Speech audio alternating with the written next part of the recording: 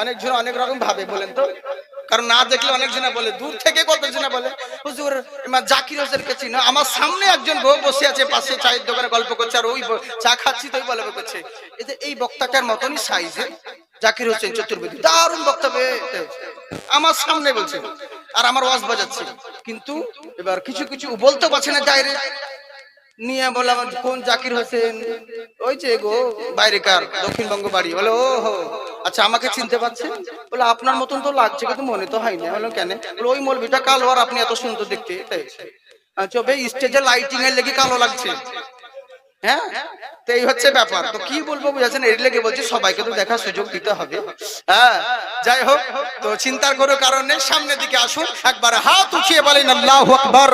নূর নবীজির শান শোনো মুসলমান, নাজিল হলো জিনার প্রতি 30 পারা কোরআন।